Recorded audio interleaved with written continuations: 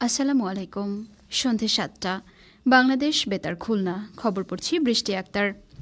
স্বাস্থ্য ও পরিবার কল্যাণমন্ত্রী সরদার মোহাম্মদ সাখাওয়াত হোসেন বলেছেন, বিগত সরকারের সময়ে সীমাহীন অনিয়ম, দুর্নীতি ও অর্থ লুটপাটের কারণে স্বাস্থ্যসেবা ব্যবস্থা ভেঙে পড়েছিল। সেই অবস্থা থেকে উত্তরণে বর্তমান সরকার চিকিৎসা সেবার মানোন্নয়ন, স্বচ্ছতা ও জবাবদিহিতা নিশ্চিত করতে কাজ করছে। তিনি আজ বাগেরহাটের মোরেলগঞ্জ ৫০ শয্যা উপজেলা স্বাস্থ্য কমপ্লেক্সে আকস্মিক পরিদর্শন শেষে সাংবাদিকদের সাথে মত বিনিময়কালে একথা বলেন। স্বাস্থ্যমন্ত্রী বলেন, জনগণের দোরগোড়ায় আধুনিক স্বাস্থ্যসেবা পৌঁছে দিতে দেশের ৫০ শয্যার হাসপাতালগুলোকে পর্যায়ক্রমে ১০১ শয্যায় উন্নীত করা হচ্ছে। চিকিৎসা সেবার মান বাড়াতে এবং স্বাস্থ্য প্রতিষ্ঠানের স্বচ্ছতা ও জবাবদিহিতা নিশ্চিত করতে জরুরি ভিত্তিতে প্রয়োজনীয় ব্যবস্থা নেওয়া হবে।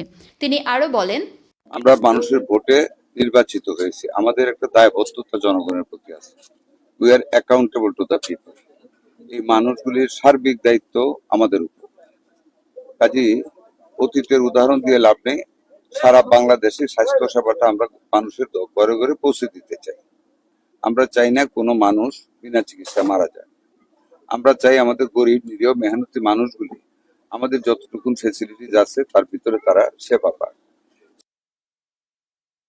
পরে স্বাস্থ্যমন্ত্রী শরণখোলা ৫০ শয্যা উপজেলা স্বাস্থ্য কমপ্লেক্স এবং বাগেরহাট ২৫০ শয্যা জেলা হাসপাতাল পরিদর্শন করেন। জেলা প্রশাসক গোলাম মোহাম্মদ বাতেন, পুলিশ সুপার হাসান মোহাম্মদ নাসের রিকাবদার, মোরেলগঞ্জ উপজেলা স্বাস্থ্য ও পরিবার পরিকল্পনা কর্মকর্তা ডাক্তার কামাল হোসেন মুফতি, উপজেলা নির্বাহী কর্মকর্তা মোহাম্মদ হাবিবুল্লাহ এ সময় উপস্থিত ছিলেন। সংস্কৃতি বিষয়ক মন্ত্রী অ্যাডভোকেট নিতাই রায় চৌধুরী বলেছেন, সারা দেশে খাল খনন কর্মসূচি শেষে নদী খনন কর্মসূচি হাতে নেওয়া হবে। বর্ষা মৌসুমের পানি ধরে রেখে সেটা শুষ্ক মৌসুমে সেচের কাজে লাগানো হবে। তিনি আজ মাগুরা পুলিশ লাইন্সে ১০,০০০ বৃক্ষরোপণ কর্মসূচির উদ্বোধনী অনুষ্ঠানে প্রধান অতিথির বক্তৃতায় একথা বলেন। বিগত আওয়ামী লীগ সরকার দেশকে অন্ধকার যুগে অবতীর্ণ করে রেখে গেছে উল্লেখ করে সংস্কৃতি বিষয়ক মন্ত্রী বলেন, ফ্যাসিবাদী আমলে এই দেশের শিল্প, সংস্কৃতি, শিক্ষা, আইন ব্যবস্থা, বিচার ব্যবস্থা, আদালত, প্রশাসন, পুলিশ এবং সিভিল প্রশাসন সব কিছুকে ধ্বংস করে ব্যাংক, বিমা, আর্থিক লগ্নকারী প্রতিষ্ঠানগুলোকে লুটপাট করে এই দেশে একটা চরম একটি আধিপত্যবাদের পদলেহী যে সরকার এখানে ছিল, সেই সরকার বাংলাদেশকে একটি অন্ধকার যুগে অবতীর্ণ করে। আমরা সেই অন্ধকার যুগের অবসান ঘটিয়ে আমরা একটি নতুন স্বপ্নের আধুনিক বাংলাদেশ আমরা গড়তে চাই। আমরা চাই একটি রিনেসাঁস সৃষ্টি করতে তারেক রহমানের নেতৃত্বে।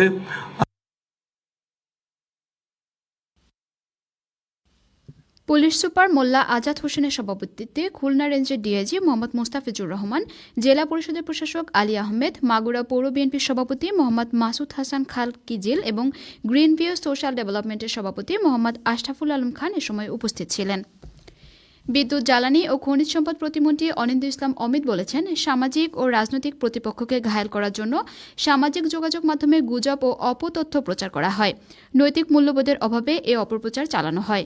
তিনি আজ যশোর জেলা প্রশাসন আয়োজিত কালেক্টরেট সভাকক্ষের অমিত চাক্ষরে সামাজিক যোগাযোগ মাধ্যমে গুজব, অপতথ্য প্রতিরোধ বিষয়ক এক মত বিনিময় সভায় প্রধান অতিথির বক্তৃতায় একথা বলেন। প্রতিমন্ত্রী বলেন, বর্তমান সমাজের মানুষ দ্রুত এগিয়ে গেলেও নৈতিক শিক্ষা কমে গেছে। নৈতিক শিক্ষার সেই জায়গা ফিরিয়ে আনতে হবে।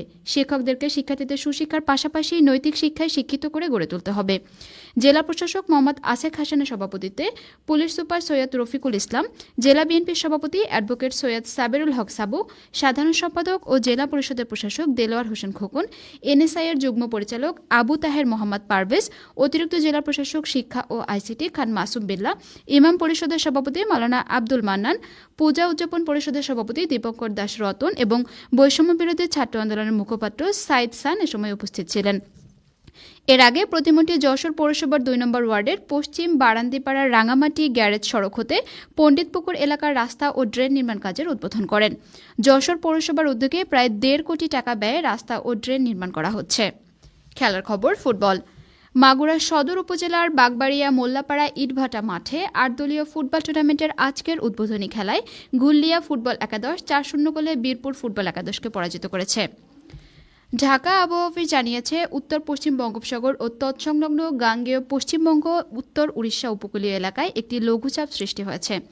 এর প্রভাবে সমুদ্র বন্দরসমূহ উত্তর বঙ্গোপসাগর ও তৎসংলগ্ন বাংলাদেশের উপকূলীয় এলাকার উপর দিয়ে ঝোড়ো হাওয়া বয়ে যেতে পারে।